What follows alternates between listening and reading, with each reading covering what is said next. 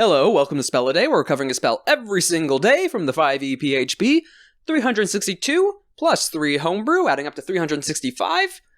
Yes, that is a full year. And today's spell is Find Steed.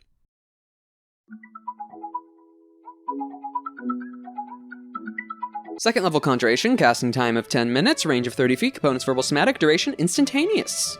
You summon a spirit that assumes the form of an unusually intelligent, strong, and loyal steed, creating a long-lasting bond with it. Appearing in an occupied space within range, the steed takes on a form that you choose: a warhorse, a pony, a camel, an elk, or a mastiff. Your DM might allow other animals to be summoned as steeds. The steed has the statistics of the chosen form, though it is a celestial, fey, or fiend, your choice instead of its normal type. Additionally, if your steed has intelligence of 5 or less, its intelligence becomes 6, and it gains the ability to understand one language of your choice that you speak. Your steed serves you as a mount both in combat and out, and you have an instinctive bond with it that allows you to fight as a seamless unit. While mounted on your steed, you can make any spell you cast that targets only you also target your steed. When the steed drops to 0 hit points, it disappears, leaving behind no physical form. You can also dismiss your steed at any time as an action, causing it to disappear. In either case, casting the spell again summons the same steed, restored to its hit point maximum. While your steed is within 1 mile of you, you can communicate with it telepathically. You can't have more than 1 steed bonded by this spell at a time. As an action, you can release the steed from its bond at any time, causing it to disappear.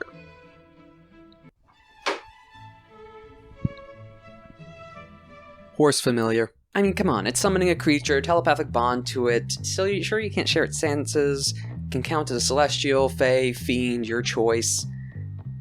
Except you can now ride on it, and it's a mount. Outside of that, though, this is when it begins to change from just the Find Familiar basis. 1, the direct telepathic bond to it, which means technically it can it communicate back to you?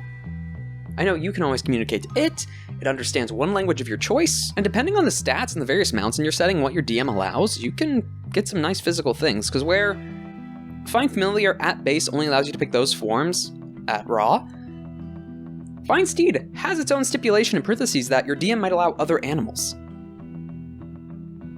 Get a dinosaur.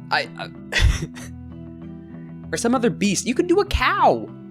I don't know why you'd do a cow, but you could. A bull riding halfling? Paladin?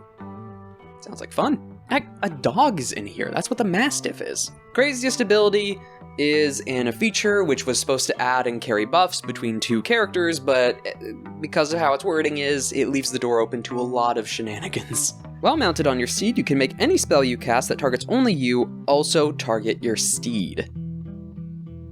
Now yes, it's limited to Paladin spells. Technically, depending on the mount and its attacks, you could buff it. The issue is it's only self-spells, so self-spells on Paladin, a lot of them are smite and bound to a weapon, so... But then the buff and aura and other, again, this is similar to the touch spells from Find Familiar. Any Paladin self-spells can change the effectiveness of this feature, and I've even seen people reference it in, or at least with Greater Steed, because that's its upgrade in a later book, we're not touching that at the moment, has been mentioned as, oh, this spell would be great for that, namely on a lot of the Paladin spells. I mean, what else do you have options to? But again, just like the touch spells, I'll have to say, mention below what Paladin spells, or what self-spells that you can get on this Paladin with its Find Steed, do you think are the best combos? Or good combos that you just know of or think of or have seen? While fulfilling a different role, I mean, this is the spell that fixes the mount issue, which is why it's given to Paladin, so you can play the knight on a shining horse. Shining horse? Because there's that trope in a lot of D&D games where the mounts always die. Because their health doesn't, at base or raw, scale. It just doesn't.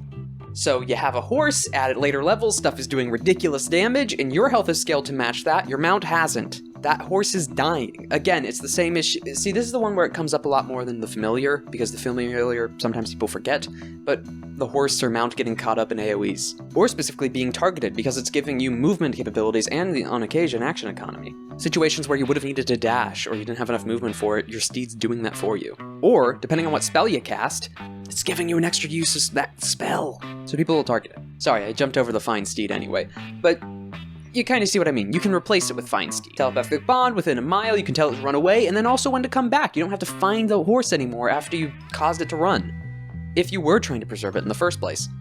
And even if you didn't, if you failed and it died, you could just resummon it. While spell slots are a little more valuable to a quartercaster, the Paladin is, second level's still not that bad.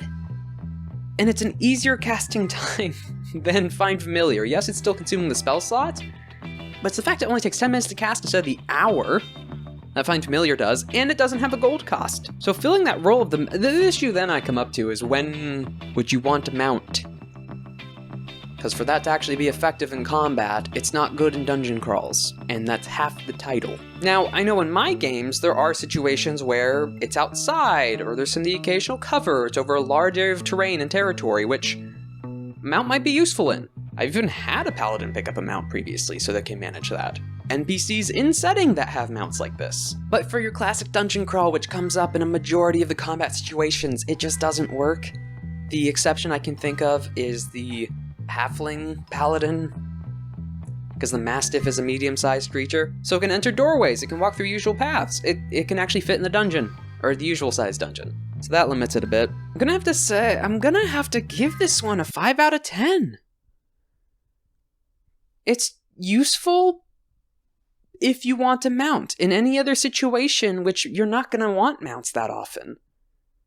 And that's another spell slot you're consuming instead of using it for smite, or another buff spell, or another smite spell, or or healing, even just straight up healing. You're trading that for a mount, which might die in the first round of combat.